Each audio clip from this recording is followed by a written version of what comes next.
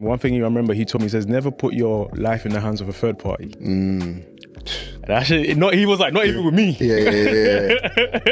Like, always handle your business. Yeah. Do you get what I'm saying? Like, no one's come to save you type shit. Yeah. As always, I don't want people to restrict it to what I'm exploring. I want people to look at the work like, oh, what's Koby trying to say? Yeah. What can I take from it? And how can I make my own opinion from it? Because I feel like an unfinished painting has more to say than a finished painting. If you're true to yourself and you make work that speaks to you before it gets out there, all these people in this spaces that have given themselves positions, they will naturally gravitate to you.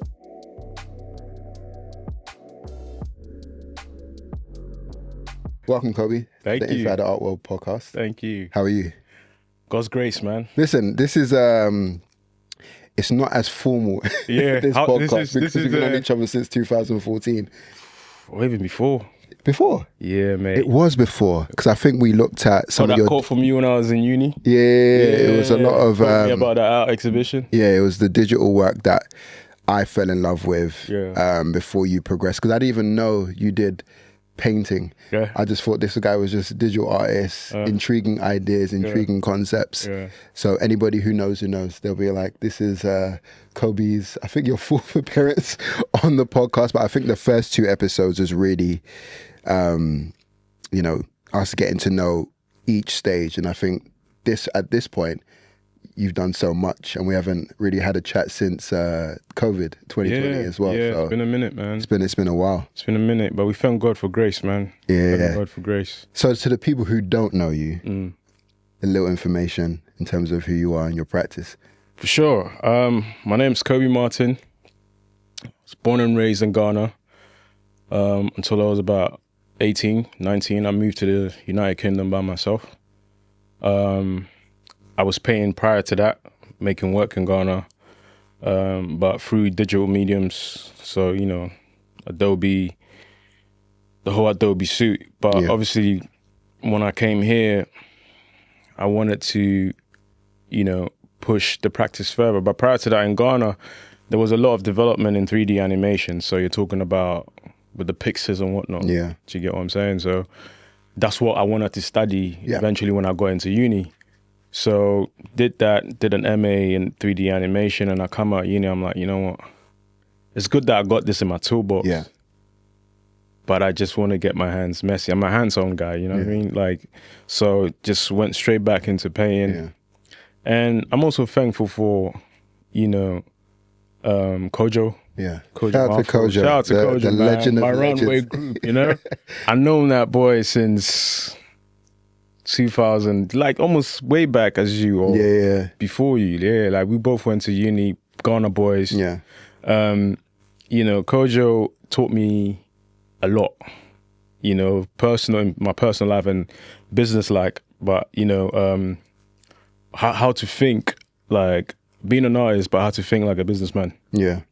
And I'm also thankful for Dumi. Yeah. Shout out to Dumi as well. Dumi Oberota, the Stab in London, that's the big homie, man. I learned a lot from Dumi.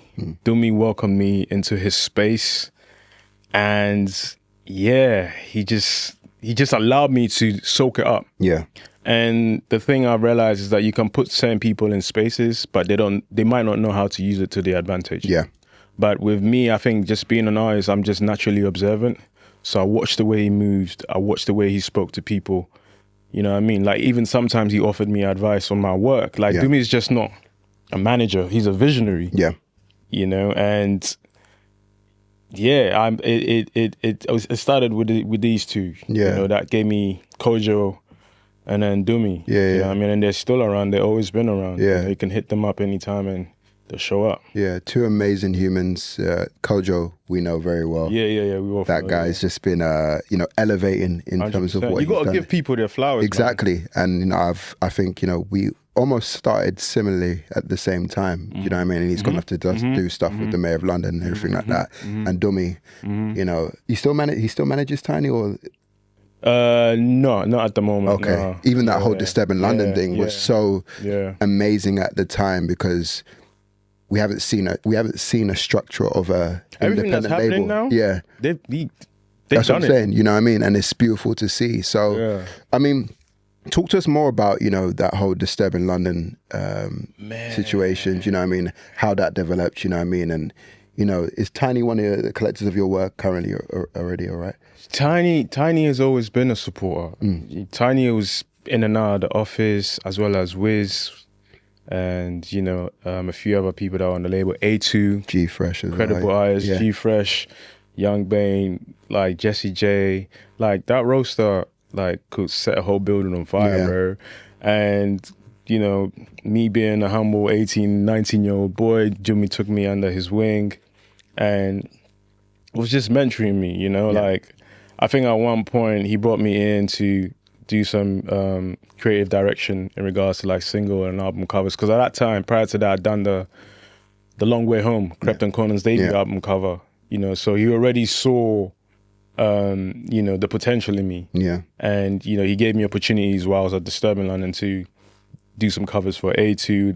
There was a band over there as well, with Tiny as well. Like, he allowed me to pitch, you know, and I remember at a certain point in time was like, Kobe, you need to push it. In my head, I'm thinking, what do you think? It's like, canvas, bro. Let's go to the canvas.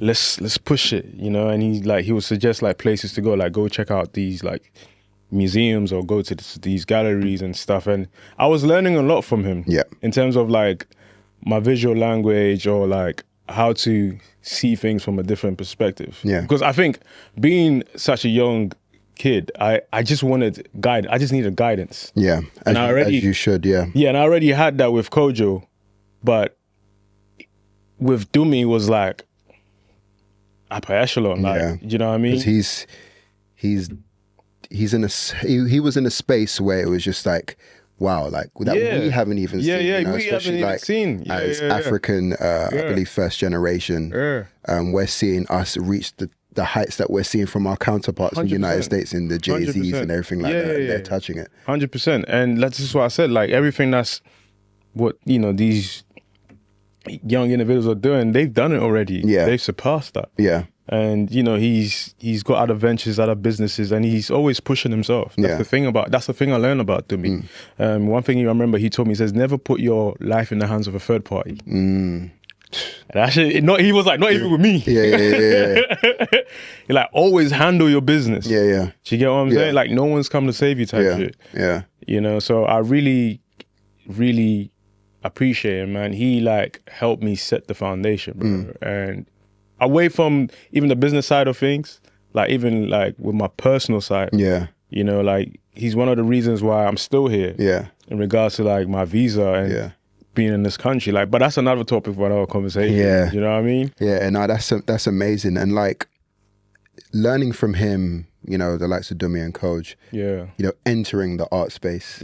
There is no Dumi or Kojo in that space. You know, how did you, you know, feel when you got into that professional environment? How did you prepare yourself to enter that type of art world? Man, it's crazy because I think I did one exhibition. I think that was like my 9th exhibition, solo exhibition. And there's a platform called Pen People. Shout out Uncle Nick. I remember I was looking for a space and he gave me the space for a bargain. And he was like, Cobes, like, your works is really sick, but I want to introduce you to some people at the Tate. I'm like, the Tate? He was like, yeah, they know your work, bro. They know you. I'm like, what's this guy talking about, man? And then these times I was gonna head back to Ghana because my dad had passed away. You know, so he, true to his word, he actually, you know, CC'd me in the email. There were a couple people in the email, but I remember clearly that it was Pej. Peju. Shout out Peju. Shout out Peju, man. She was the one that reached out to me. And I said, listen, I'd love to meet up. I'm currently in Ghana. But true to her word, I came back. She met up with the boy. And she saw my potential again and, you know, pitched a couple projects to me with the Tate. And for me, that was like my introduction to having my work in institutional spaces. Do you know what I'm saying? And I learned, she might not know, but, you know, she also taught me quite a few ways of how to like speak about my work or how to think about my work, or you know what I mean, like working with curators, how to approach them. What are the curators interested in? And are they what are they exploring? And do you find yourself within your work exploring that? You know, not just any Tom, Dick and Harry curator. Do you know what I mean? So like obviously coming from the music side of things with Kojo and event spaces and with Dumi, like this was another realm. You know, but I feel like in every space that you go into, God will give you the right people. You know, God gives you the opportunity, He will provide the people. Do you get what I'm saying? So I feel like all these people have been pivotal in my life. That's why for me it's always important to give them their flowers, man. 100%. Shout out to Pedjus. He's, again, another person doing phenomenal things. And, you know, going back to two questions, really. One, is that, how do you enter that space? Is that something university can teach you? One. And two, you know, it's not really a question, it's more of a statement. It's just like the power of positioning. Do you know what I mean? It's just like you have to put yourself in the best possible positions so opportunity can meet you. Do you know what I mean? And again, through that statement and to that question I asked, I don't think that's something university can teach you. I can speak for myself. And from my perspective, I think you just have to have it. You know, and I was fortunate to have some pillars around me that gave me the tools I needed from the very beginning. Because again, I think in music. I was already thinking in music, but I think being in a musical space, like quantified that.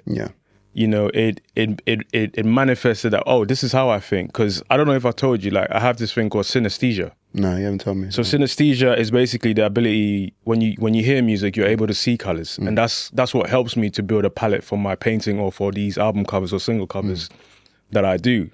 So being within that musical space helped me strengthen that ability that I didn't know I had. Do you get what I'm saying? So again, you know, talking about if, you know, university or schools or institutions can teach you that, you have to have it. It's either you have it or you don't. And when you do have it, it's like, what do you want for yourself? Agreed. Do you know what I mean? Where do you want to go with it? What do you have to say? And how are you going to express it? And what mediums are you looking to explore and push the boundaries? What has been done already? Do you get what I'm saying? And how are you going to... It's okay to steal like an artist, but you, as you're stealing, also have the ability to have your own language, to own it, because your voice has to be heard. Do you get what I'm saying? So these are like some of the things I learned along the way, and I'm still exploring and pushing through. Do you get what I'm saying? No, it makes sense. As you're exploring, and again, how I met you through social media. That's how I discovered you. It wasn't in a gallery, it was through social media. And then I think they didn't even have the DM button. It was just like, email here. So it was just emailing. So, and I remember that email. I think I sent you the screen grab of that email. How do you navigate social media? I have a lot of conversations with a lot of artists who feel as though they have to be their own social strategists. You, on the other hand, I don't think you pay attention to any form of social strategy. It's just you post when the work is ready and when it's right. And I think, you know, you've built yourself that way. And I don't know if it's because different generation or you've networked outside of this to not allow the social media to be the thing that drives your work. I think the answer to that for me, again, I can answer for myself, is I'm doing the groundwork outside of social media. I'm really outside talking to people, networking. And that's second to nature, because I have understood that making work is 80% and making work is 20%.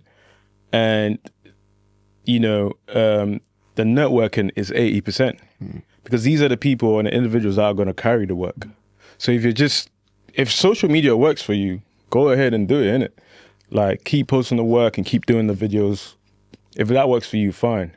But for me, I feel like it's important to be outside and making the real connections and meeting people and talking about your work and, you know, putting yourself in spaces where even though you know, you act like you don't know. Because if you're the smartest person in the room, then you're in the wrong room. Yeah. Do you get what I'm saying? And I don't want to be the smartest person. I don't want to have it all figured out because life gets boring after that. Yeah, exactly. Do you get what I'm saying? So at the end of the day, like, social media is a tool.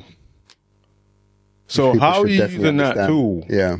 Are you using that tool because it's working for my man, so you want to jump on that wagon? And then when the wave dies out, you're going to look for, do you know what I mean? Find what works for you. Yeah. For me, it doesn't. I'm the type of person whereby I keep my cards close to my chest. I don't care if you gravitate to the work, and I don't care if, you know, like I'm making the work for me because I've been through a lot of traumatic experiences. Yeah. Do you know what I mean? And it's therapy for me. So, like, when I make the work and it's ready, I put it out. Whoever gravitates to it, cool. And then we figure our way out from there. But, you know, glory be to God, I have some great people in my life that are steering me in the right direction. In regards to like the conversations I have about my work, that's what I want to explore and what I want to say and where I want to take my work. You know, if you look at my social media, bro, I've stripped down everything. Yeah, I saw. I was like he took off all his posts. Yeah. I was like, where's everything? But then I was like, oh, he's preparing for something. Do you know what I mean? Yeah, that not in that sense. Like, you know how like most people take, I stripped it down because I've evolved in a different mentality in terms of what I'm trying to say and what I'm trying to do. Like, if you really want to see my work, I got a website. Yeah. You can go see it. I know Instagram is like the first introductory point, whatever. But like, if you really want to see my work, like, you find it. Do you know what I mean? Like, I don't make work for anybody. I make it for myself because it's healing to me, bro. You feel me? And yeah, it's important to be in these spaces to show your work and do stuff. But like, I feel like it's really important to be outside, and not just outside like the term as is used loosely, but like really doing the groundwork and talking to people and nurturing relationships. Yeah. Like, when people get what they want from people, then it's a dry well. Then they move on to the next. Do you know what I mean? But what makes you think that if the world is spinning, tables are not also turning? You know?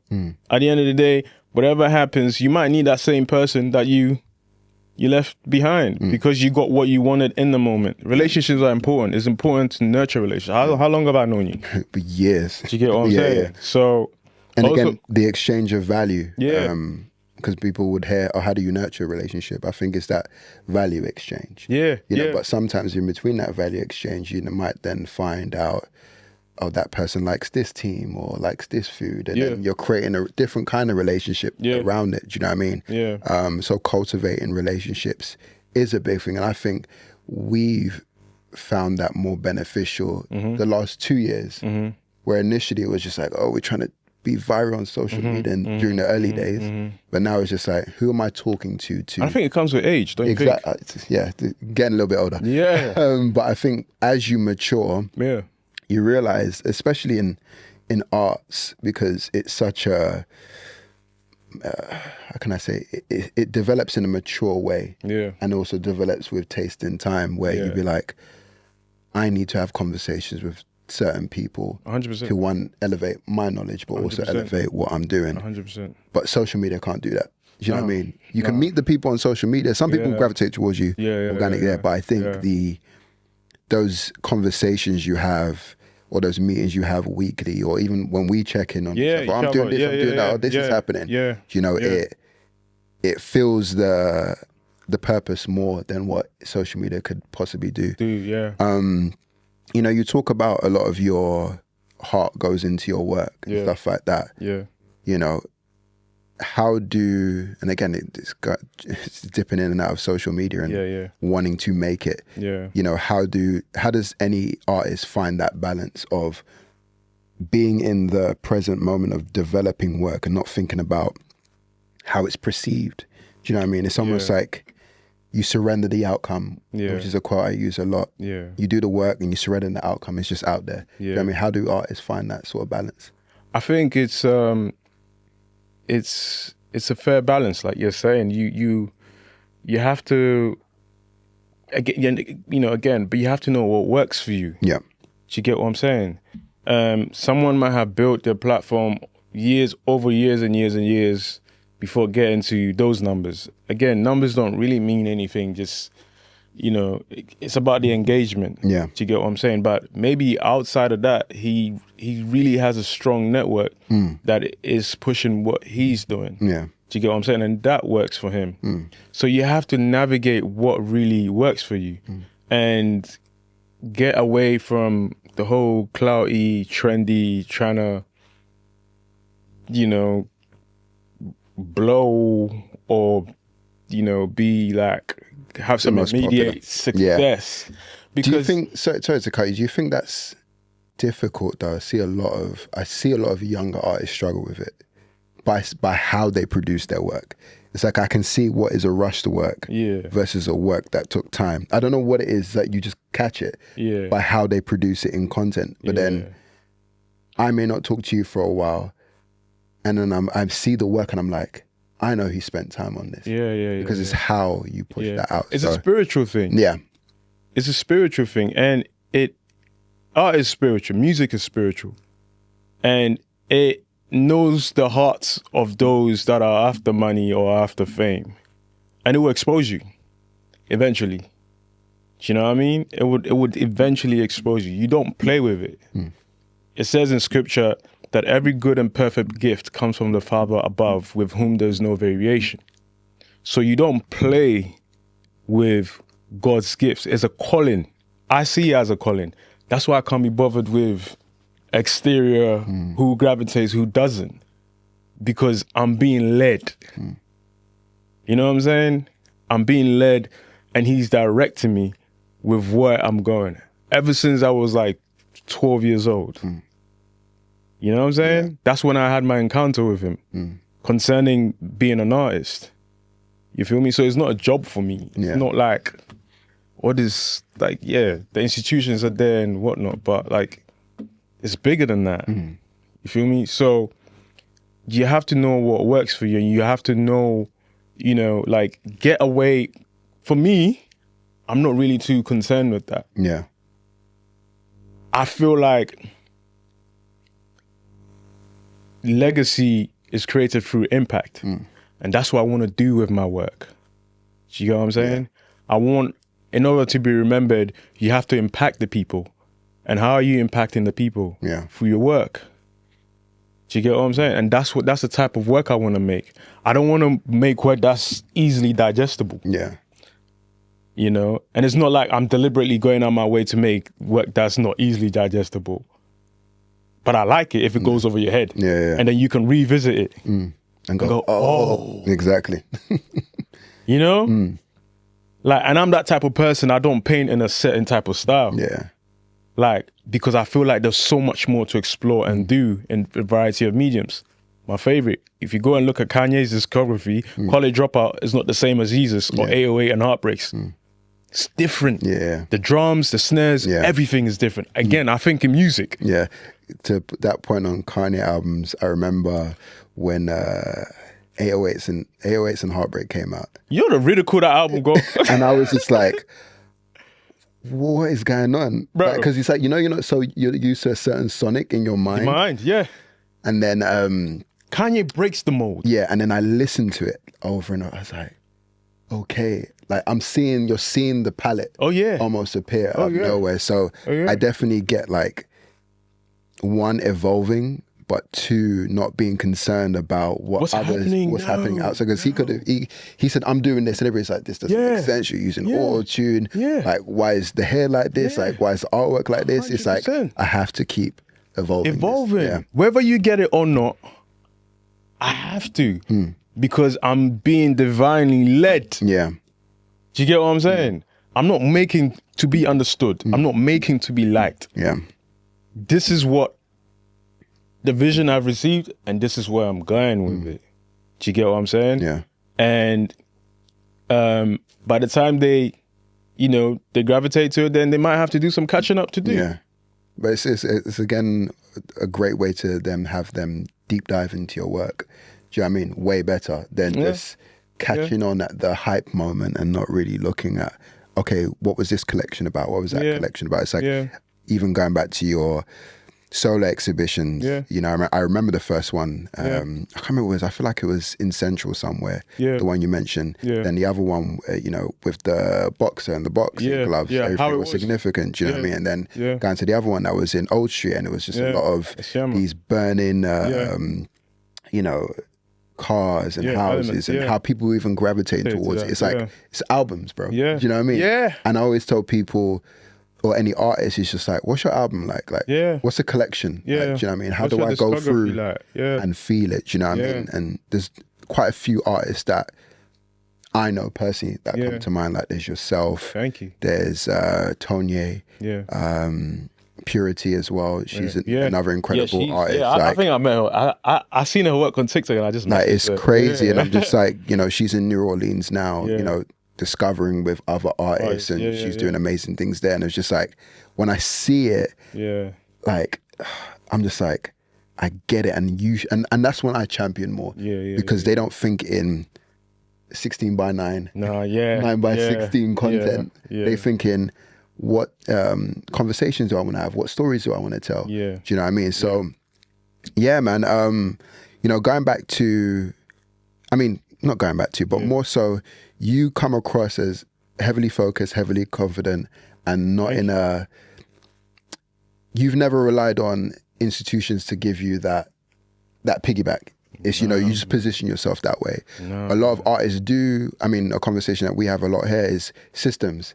What are the systems in play helping out the artist? But then again, is all systems great for the artist? You know, how does an artist, you know, stand out in the midst of everything? Man, you have to be cemented in yourself, deeply rooted in what you're doing, and fully trust that people will catch up.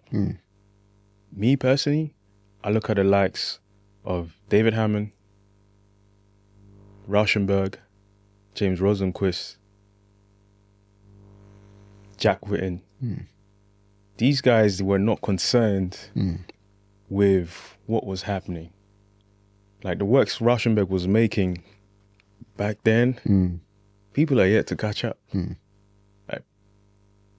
People might not even know Rauschenberg. You know what I mean? But Frank Bolin, you know, like, when he was making all these types of works, like, do you know what I mean? So, like, the blueprint is already there. It's already been laid out. But the thing is, are you bothered to go through, like, you know what I mean? Like, it's like when you're studying hip hop, you go back to the Run DMCs, you go back to the Wu-Tangs, LL Cool J's, you know, LL Cool J's, you study it because you are a nerd. I'm a nerd, you know? So I look at how they navigated through the times, they navigated their artwork or making work through that time. I take what makes sense to me and I apply it to mine in this day and age, and I own it in my own way. Simple. They didn't have no social media then. They weren't concerned with just gut instinct. Gut instinct. That's where I'm at. I think they understood the blueprints better because it's just like, oh, he's done that. Cool, I need to boom, boom, boom. You know what I mean? Because you get to isolate yourself a little bit more, especially that day and age. But there's so much noise. So much. The amount of, when I'm scrolling through, here's how this brand strategy worked. Here's how Kellogg's did it. Here's how Nike did it. I'm like, it's so much information overload.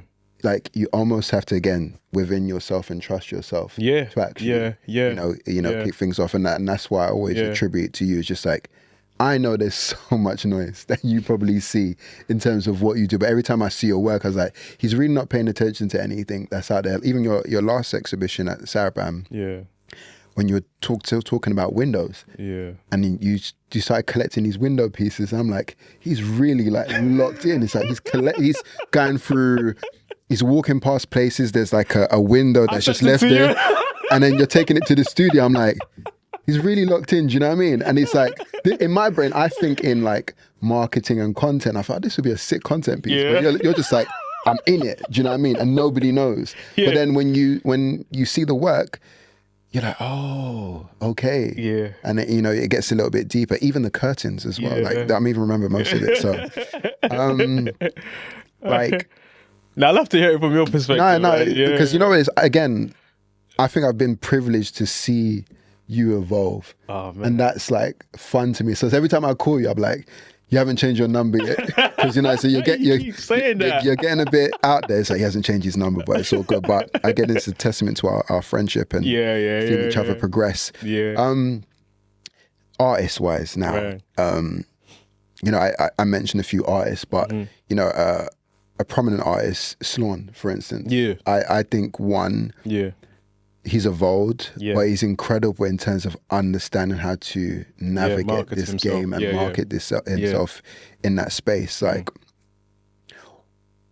a lot of institutions, a lot of people higher up, they've said, "Oh, we don't rate it, yada yada yada," which I think is quite negative in that sense. But like, what is he teaching the next generation in terms of how to navigate this art space? Obviously, you have your angle in terms of how you moved. What is he teaching in that space, to build? I feel like from the very onset when he started, he knew what was working for him. Do you know what I mean? And it always goes back to that. And when you stick to your gut and you go with it, I think the right people will gravitate to you, because if you build, they will come. Yeah. Do you get what I'm saying? And I think that's the blueprint that's working for him. And it's lovely to see a black man win, irrespective of the space. Yeah. Do you get what I'm saying? He's taking care of his people, he's taking care of his kids, and he's doing something that he loves, and he's chosen to go against the grain. And that's it. Yeah. Do you know what I mean? And that's what works for him. Yeah. And all you can do is just wish people the best and just want to see them win. Yeah. That's it, man.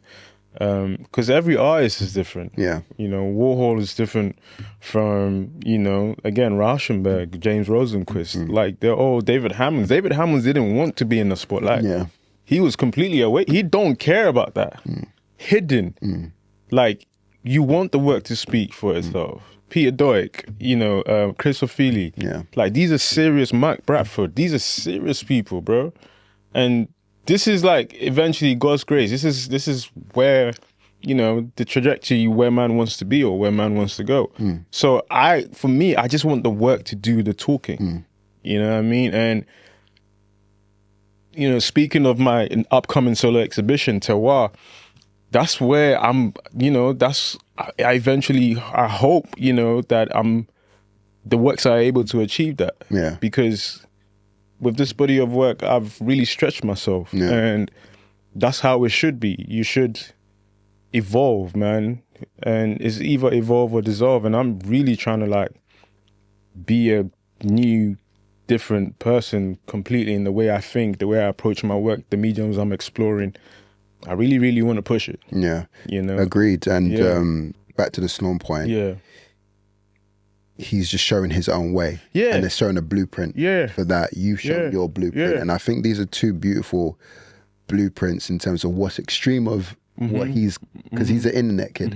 So it's just like, he's showing that blueprint for those type of people who want to pursue that, as well as doing stuff behind the scenes. And you're showing it, hey, this is what you can do offline. So I think it's nice to get that yin and yang. Contrast. Terroir, right? Is your exhibition? Terroir, yeah. Terroir. Yeah. I was going to say something else, but and so I'm happy you said it in there. So that solo exhibition, one, I'm looking forward to it because I really want to understand what this Street Fighter elements are. Yeah. I have my interpretation, obviously different journeys in different countries, different stories, I'm assuming. But from your perspective, what is this exhibition about that's happening soon? So the term is, the term terroir explores the politics of land, but it's also about how climate affects, the produce of crops. So in this context, for example, in France and how wine is produced. So thinking of that, I was paralleling that against how, crops are produced in Ghana. Do you know what I mean? And our significant crop in Ghana is cocoa. Yeah. The mismanagement of produce, export, import, our colonial history. And also in the context of land and how land is managed and mismanaged, and who owns the land, who owns the estate. And even in reference to scripture. Yeah. If you read Isaiah 61, I think it says that it says in that scripture that heaven is my throne and the earth is my footstool. You know, it says everything you see around you, my hands have made. What house would you build for me, and where will be my resting place? This is God speaking.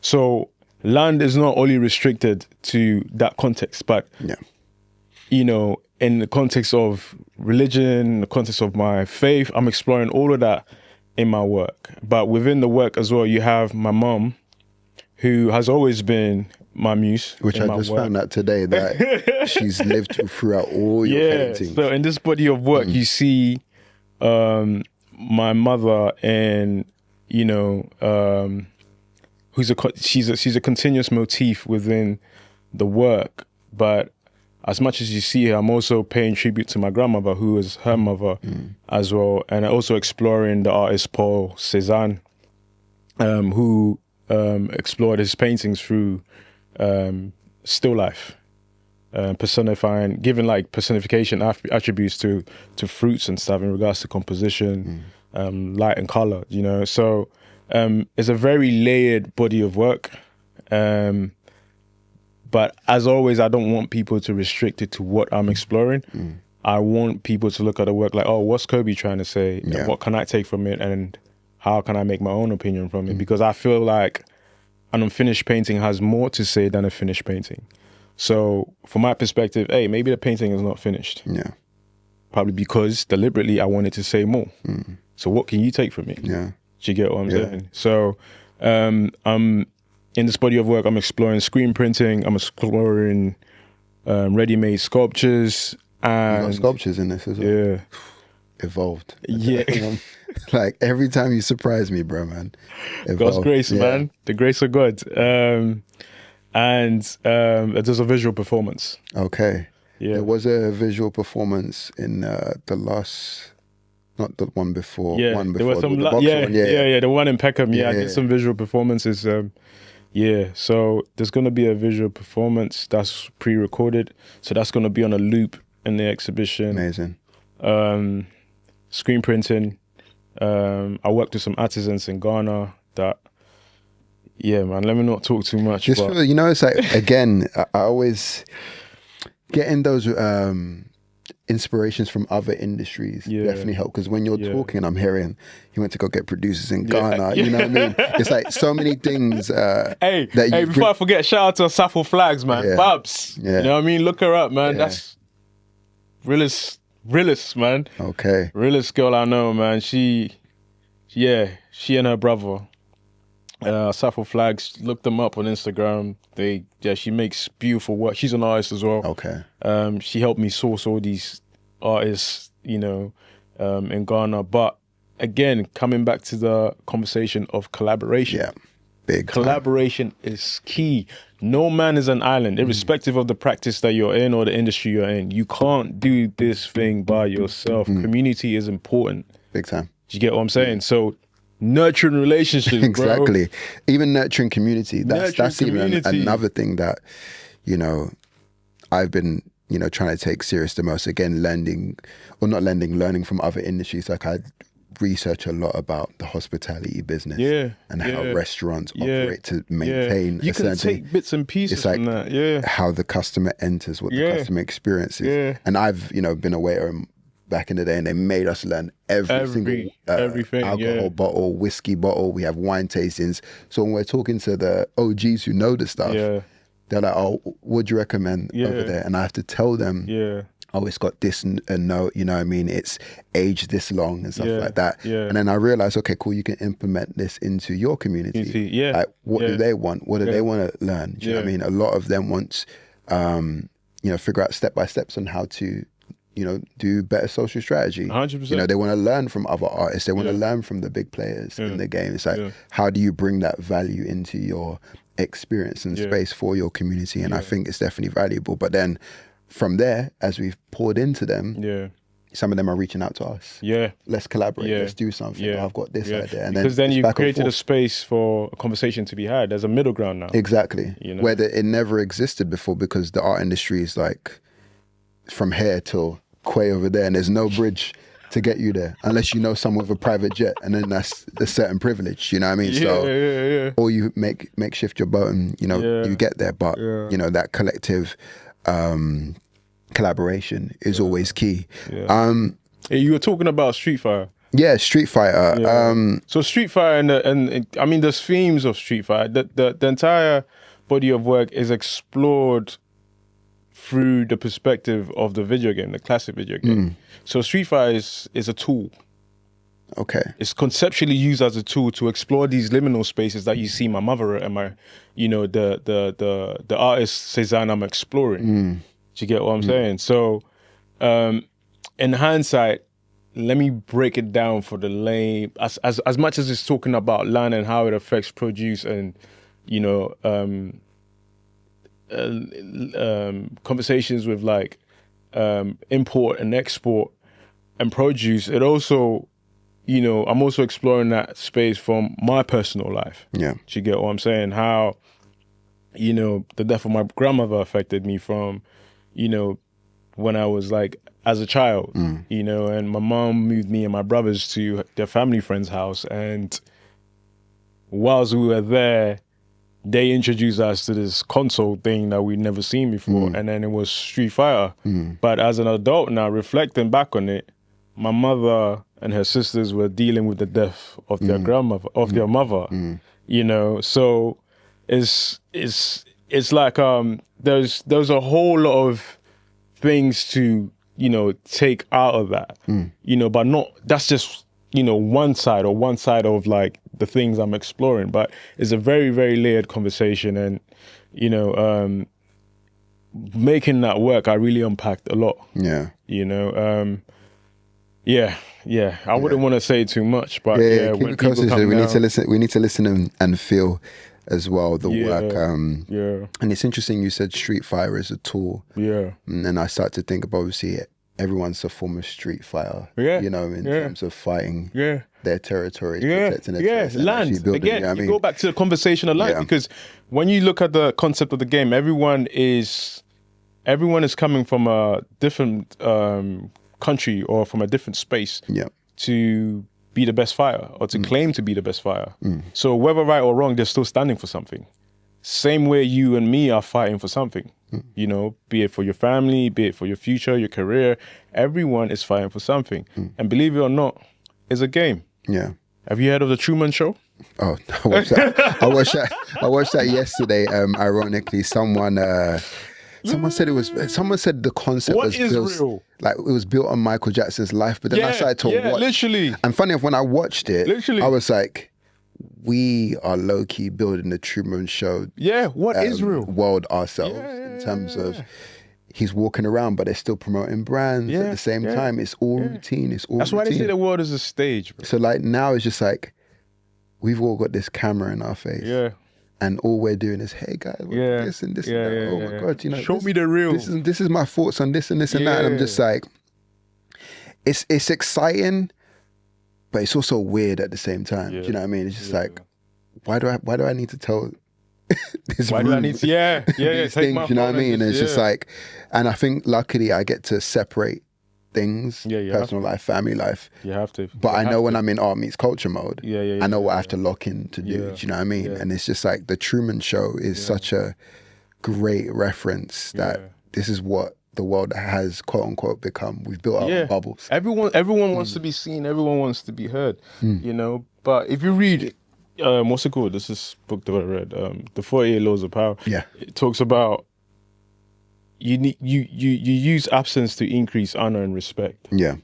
Silence is a powerful tool, man, if you know how to use it. Do you get what I'm saying? If you're everywhere, you're nowhere. Trying to be seen. That, oh, I'm here, or I'm doing this, I'm doing that. It's cool if it works for you. Again, we're going back to that. But you need to really know who you are and what you want for yourself. And, you know, that's another thing like a lot of people are missing because, again, they've not done that inner work or dug within themselves. Because if you've done that inner work, it will show in your work that you're producing. Yeah, I mean, it's... Because like you said, you can see in between, like that's the thing, again, it's a spiritual thing. You can read in between the lines what's rushed and like what people are out here searching for, if it's just immediate success, if it's just a cash grab. But be not ye deceived. It will expose you.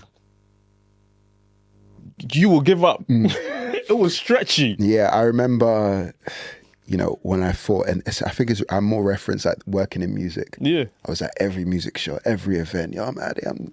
It was good. Doing all those things. When Twitter was a thing, before it came X. Yeah. Great seeing you, bro. Like, I was everywhere, and I'm just like, yo, what work am I doing within myself to then justify developing this relationship? Because it's like you watch a lot of Americans and documentaries. You think, this person was everywhere, and I just thought, let me give him an opportunity. But nobody was giving me an opportunity, and I was just like, I'm not giving that. And then when opportunities did come around, when I worked for Complex Media or when I did work for a couple other labels, I know I wasn't ready. I was learning, but they didn't need someone learning. They need someone doing the work. So when I started taking a step back and just studying myself and learning, and just seeing the parties, everybody's at parties, I'm thinking, just keep going, keep going. Then when I came back out, my head's more clearer. And I can be like, I need to be probably like 3 events a year. You know what I mean? Because when you do the ground and the inner work, it then it allows conversations to be more organic and natural. 100%. Like, we probably speak once or twice a month. If that. But every time we speak, because there's something to talk about. The level was elevated because 100%. It's just like, let me check in. Because there's something to talk about, because we're both working on ourselves, bro. Do you know what I mean? We're both like, we listen, if I can't make myself, if I can't take care of myself to make myself better, then I have nothing to pour into you. Do you get what I'm saying? So you have to like take time out to do the inner work. And as an artist, as you continue to work on yourself, it will show in your work. It will show in the way you think, the way you talk, the way you approach the work, the way you even speak to people. Do you get what I'm saying? You know when to speak, and you know when to be quiet, and you know when to get out the room. You feel me? Because you're so confident and centered within yourself that you're not moved by who gravitates, who doesn't gravitate. You know what I mean? Because your secret is your power. Do you know what I mean? And as you continue to grow and evolve in your work, people will find out. You don't have to say anything. I always go back to David Hammond's, man. You don't have to say anything. You don't have to do too much. How many times has his work been referenced? How many times? I don't even know where he is. I know he's alive. But that's where we're trying to get to, man. That's the type of work we're trying to make. Work that can be revisited, work that can be impactful, work that can shift, the thinking in spaces. Work that can inform, work that can continue conversations from what's already been done. Do you know what I mean? And work that can push the boundaries of what's being made right now. That's where I'm at right now. I don't care about, do you know what I mean? Strip it all down. Minimal. And when it's ready, you put it out. When it's out for the world. They take it in, strip it down again, go in, come back out. The work is done.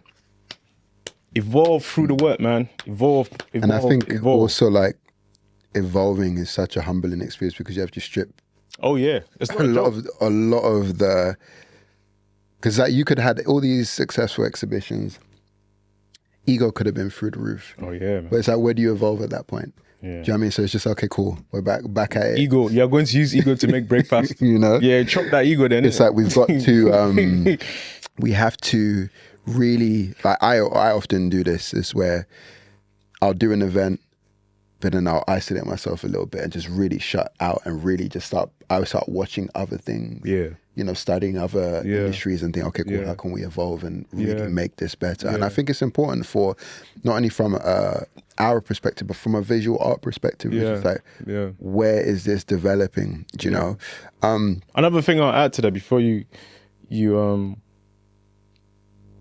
tap into things that you are not usually involved in. Like, you need to break the mold in your cycle. So maybe if you paint or you make whatever, like, you know, go to the cinema or go to like a tapestry like workshop, or go to go see something or watch something that is completely outside of what you're used to or what you know. You need to expand your knowledge. And then subconsciously you realize that your work is being informed by that conversation or that thing you visited time ago. And that's what I've been doing. Yeah.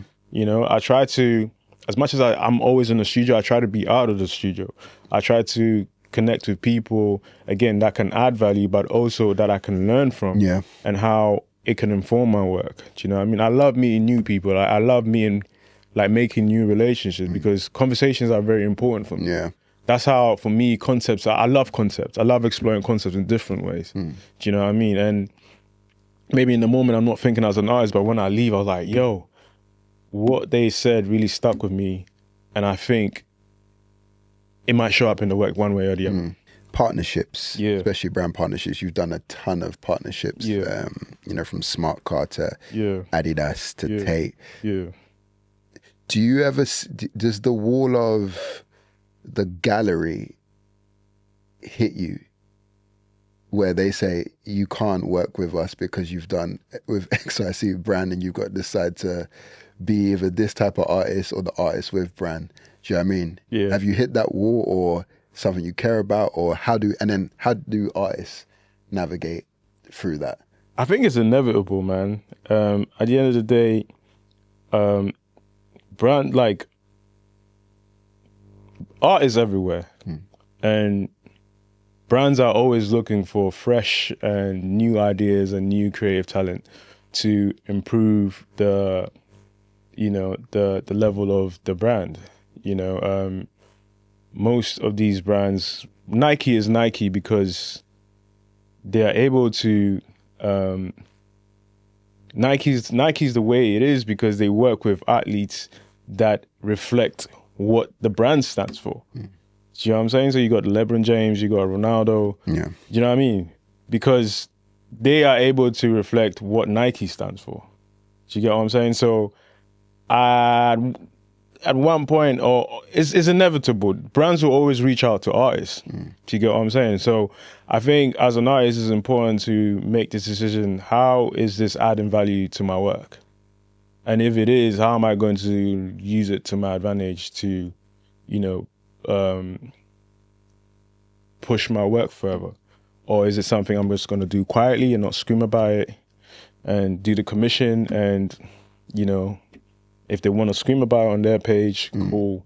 I'm going to just be in the back, stacking my bread. Do you know what I'm saying? Yeah. So I think, again, it's about navigating what you want from it. Yeah. And if you want to scream about it and you think it isn't aligned with the ethos or the aesthetic of your work, then yeah, go ahead and do it. Do you know what I'm saying? But I think every artist is in a different space. So some artists might just go for it and say, hey, this is where I'm at. Yeah. Or I just need the bread to fund my project, because truth be told, it's not easy being an artist. It's not always fun making work. Do you know what I mean? It's painful labor. Yeah. You know what I mean? It's excruciating. You are alone most of the times. And it's not a nice feeling. You know, so if these brands recognize you and you feel like it adds value to your work and you need the money to fund whatever it is you're doing, then go for it. You know, I don't have like a right or wrong answer, because again, you need to know what you want from what you're doing. Yeah, which is always like the strong go-to answer. Yeah. What do you want out of it? Do you know what I mean? If you want the industry recognition, then stay away from brand deals completely. Do you know what I mean? But if you understand that there could be a hybrid approach, which I always recommend a lot of artists do, then, you know, take that hybrid approach to do brand deals that align, but also work with institutions or galleries that understand that path for you as well, if you're building your own customer base. But what is the industry, man? What is the industry? What is the industry? Like, the industry is a liminal space, man. Yeah. It's a liminal space where everyone is trying to figure it out. I always say the industry, but obviously... I get it. I get it, because people have made themselves self-proclaimed and positioned themselves as individuals that open the gate and close the gate. But nothing is real. Everything is a Truman show. And that's the thing. If you're not real to me, you don't exist to me. Exactly. And that's how I feel when I'm building what I'm building. What I mean? It's like, I could look at all, because maybe I always say let's face it, it's real. Yeah. Politics in art is real. 1000%. Marginalization is real. Yeah, it's all there. Across the board. But I think, and this is, I don't know, this is maybe because I didn't study it or come from it. Yeah. I'm entering a space that exists here. Yeah. But we're building here. Yeah. And we exist in here because we've got our own audience. Yeah. We've got an audience that's as big as, like, we could fill a room with the audience if we really, like, get everybody on board. Yeah. So what is the thing that we want, again, brand deal or institutional recognition? Yeah, but I think that you can always sort of find a middle ground. Yeah. For the two. Yeah. Where it's not too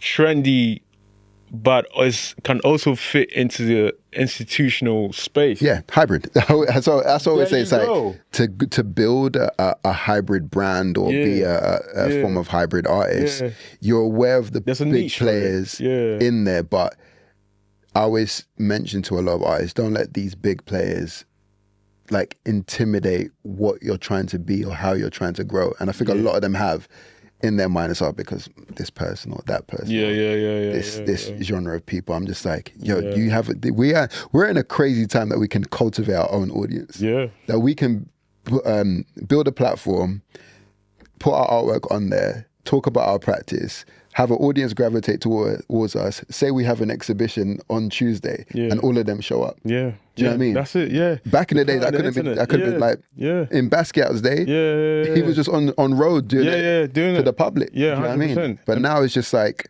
we get to cultivate these things, you know? Yeah. So then, what is industry? Yeah, what is industry? You know what I mean? You know, industry, basically, to add to that, industry is what you're talking about. Like, there's an industry in people that gravitate to what you're making. That's industry. Yeah. That's your industry, you know? But obviously, I know when you're talking of industry, you're talking of the institution. Gatekeepers, yeah. Do you get what I'm saying? But again, these are individuals that are in these spaces that are the pillars, you know, that hold the space of what is, you know, what is continuing conversations or what is pushing boundaries. But again, who is to say? Yeah. I see a few content pieces or people saying like, institutions don't care about you, or the galleries don't care about you, all these things. And it's a business, bro. I'm like, if people don't understand that this is a business, you will always be headbutting, bro. You always headbutting walls and screaming about it. Yeah. I'm always like, I'm aware someone owns these cameras, these lights, you know what I mean? Yeah. I can say they probably don't care about me. Yeah. They care about what I bring. Yeah, what you bring. Yeah. Because they got a family to feed. You know, it works like that. But I also understand that we have to build, and it's just like very, not cliche thing to say, but we have to build our own entities to then go in and have these bigger conversations. I always say the institutions may not care or galleries might not care, is because they're used to the machine running in their head like this. We're trying to say go this way. This way, but they're like, we want to go that way. So we then have to showcase, okay, cool, this is why I said go this way. Yeah. And they're going to be like, wow, we should have gone that way. And then they start collaborating with you because they're so used to that. They want to keep it, but they're happy to collaborate at the same time. So I think, again, collaborations, you know what I mean? It's like, are we battling for our positions? But we should also know that our position's already here, that we can actually build to. So, no, great point. There's many layers to it that I could, you know, debate all day, but it's also great to hear that what is, what is it? Do you know what I mean? It's like, why is it this thing where we've created in our minds that, oh my God, this box is the industry. They don't care about us. Okay, get out of the box. Do you know what I mean? It's just like smoke and mirrors, man. It's not, nothing is there, but it's real if you like, you know what I mean? Like, there's a way to navigate everything. Yeah.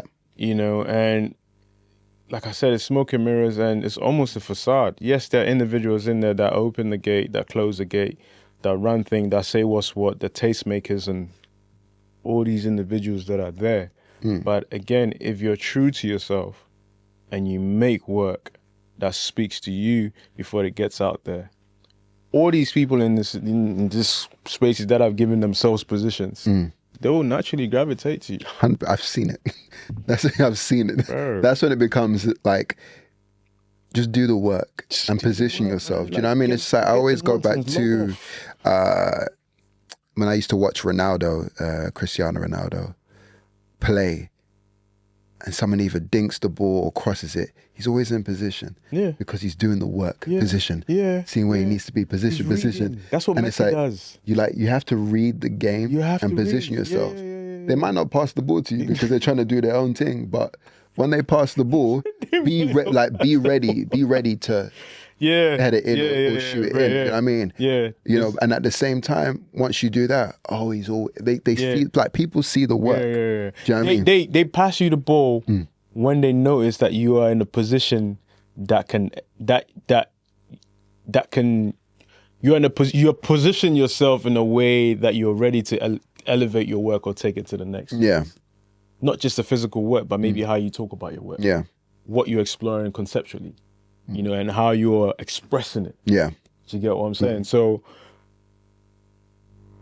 preparation meets opportunity. Yeah. Let's put it that way. That's how I feel. And I feel like with everything, do you know what I mean? Hence, you know, while you've traveled the way you traveled in terms of your practice, and, you know, obviously we talk about us as well. It's just like, we've traveled in a way where we've not bothered about what an industry is thinking.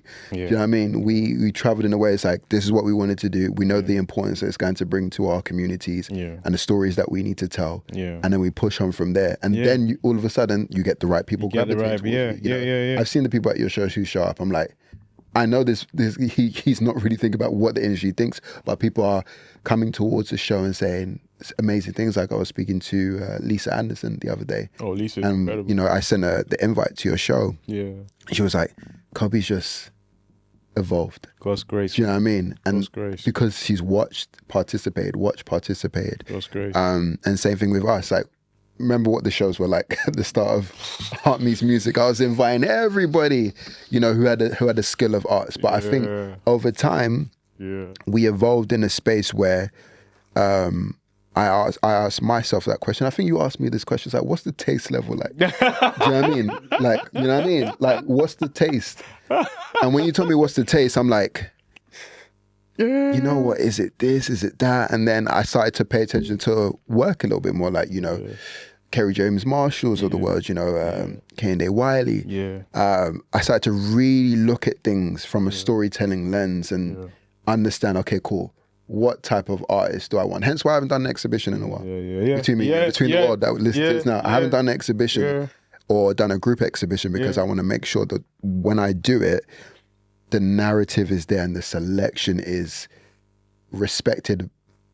It shows how I've evolved. I really want to show how I've evolved. Do you know what I mean? I mean, the artists that we've had in past shows, all amazing artists, but I can see where I've evolved. Do you know what I mean? And even when I ask people, or people who want to be participating with us, they were like, is your art selection like this? I'm like, nah, it's not that. But I think because they've known us for certain things, it's like, it's changing. So when we do the articles as well, I tell people, scroll through the quotes, but look at the artwork I'm selecting. This is where my head's at in terms of selecting. But I could go on. But Koby and, I mean, I love this question and I hate this question at the same time. Where do you see yourself in 5 years?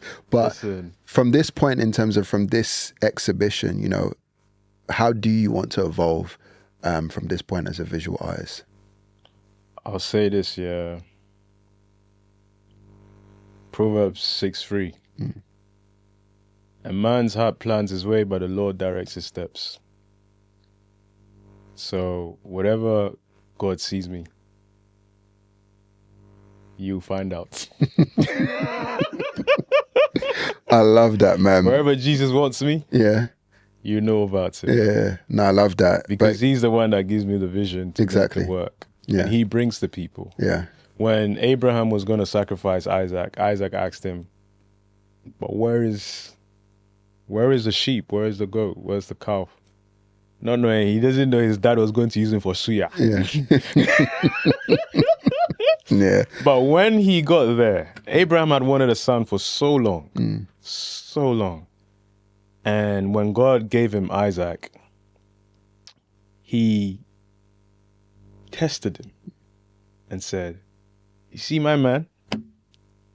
Yeah, take him out there and kill him. Abraham didn't question because he knew who he was dealing with and trusted him. But obviously with Isaac being the youngin, he kept asking his dad what happened.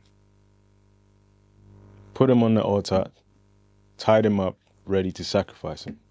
And God said, because you obeyed me, I've given you something else to offer me. Obedience is better than sacrifice. And that's where I'm going. If anyone asks me, eventually, where do you see yourself? I say, wherever God takes me and wherever God puts me, you will definitely see it. Because I'm walking with him, man. And you'll see it in the show because my ultimate aim is to glorify God. That's it. That's why I'm not concerned with the industry.